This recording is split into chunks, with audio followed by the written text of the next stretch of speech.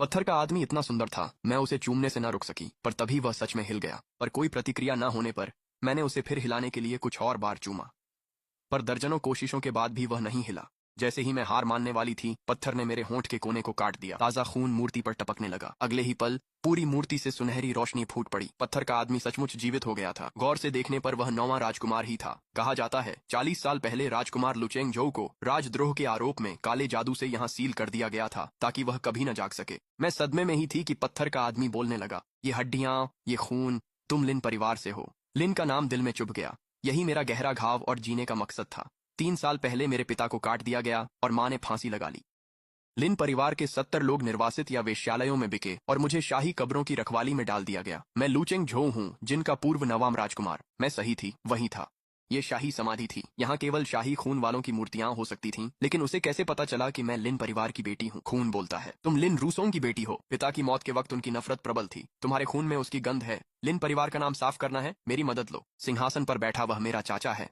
40 साल पहले उसने राज छीनकर मुझे इस पत्थर में कैद किया था। जिस दिन मैं तख्ता पलट करूंगा, तुम्हारे परिवार का कलंक मिट जाएगा। मैं तुम्हारे पिता के लिए शहीद स्मारक बनवाकर उनका नाम वीरों में लिखवाऊंगा और तुम्हारे दुश्मनों को तुम्हारी आंखों के सामने खत्म कर दूंगा। यही नहीं, मैं तुम्हें महारानी बना दूंगा। हम दोनों पूरे साम्राज्य पर राज करेंगे।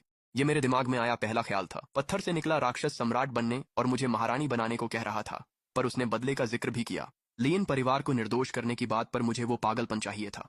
ठीक है, मदद मिलेगी। कैसे और कीमत? 1 कटोरा खून, 7 दिन की आजादी। हर कटोरा 10 साल की कीमत है। सौदा बराबर है। उसने मुझसे झूठ नहीं बोला। सिर्फ 10 साल ही तो थे। अभी मरना पड़े तो भी दुश्मनों का खून बहता देखूं और लिन नाम कलंक मुक्त हो जाए तो ये जान हाजिर है। सौदा तय है। ऐसी जगह जहां लोग एक दूसरे को निगल जाते हैं, वहां या तो सब दांव पर लगाओ या मर जाओ। मैंने अपनी टूलकिट से एक जंग लगी छेनी निकाली और उसे कपड़ों से पोंछा। मैंने पसलियों के बीच जगह ढूंढकर छुरी जोर से घोंप दी। लुचेंगझोउ बगल में खड़ा देखता रहा। बस एक ठंडी डरावनी एकाग्रता थी। मुझे महसूस हुआ कि मेरी जिंदगी मुझसे तेजी से निकल रही थी। सबसे बड़ा बदलाव मेरे बालों में था। मेरे लंबे काले बाल पल भर में सूखी घास जैसे बेजान होकर सफेद भूरे पड़ गए। मैं सीधा खड़ा हुआ और कांपते हाथों से खून लुचेंगझोउ को दिया। उसने उसे ले लिया और एक सांस में पी गया। जैसे ही खून नीचे गया, उसकी कमर का पत्थर टूट गया और नीचे से लंबी पीली टांगें दिखने लगीं। वह लड़खड़ा कर आगे बढ़ा, खुद को संभाला और अकड़े हुए जोड़ हिलाए। वह म्यान से निकली तलवार सा सिर से पांव तक ठंडा खड़ा था। शुरू से अंत तक उसने मेरे सफेद बालों पर ध्यान नहीं दिया। 7 दिन, तुमने मुझे 7 दिन दिए। समय अब शुरू होता है। वह मेरी तरफ आया। टांगें अब भी अकड़ी थीं, पर हर कदम मजबूत और स्थिर था। जब वह सामने रुका, लगा वह मुझे उठाएगा। इसके बजाय उसने झुककर मेरी छेनी उठा ली। उसने अपनी आस्तीन से उस पर लगा खून पोंछा, फिर उसे अपनी कमर में खोंस लिया। उसकी नजरें सम्राटी समाधियों के भीतर गहराई में बने भवनों की ओर चली गईं। पहले हमें सम्राट के खास यूनिक लियू को हटाना होगा, जो हर 3 दिन में गश्त करता है। वह कल आएगा, है ना? मैंने सीना पकड़ लिया। शरीर ठंड से अकड़ गया और नजर धुंधलाने लगी। इसे बनाओ। मुझे इलाके का नक्शा दो। समाधियों, चौकियों, छिपने की जगहों और दलदली गैस का विवरण। जब मैं झुका तो मेरी टांगें कांप रही थीं। मैंने टहनी से कीचड़ में नक्शा बनाया। कांपते हाथों से लकीरें टेढ़ी मेढ़ी बनी। वह गंभीरता से उन्हें घूरने लगा और साधारण सवाल पूछने लगा। नक्शा पूरा होते ही उसने तुरंत योजना बना ली।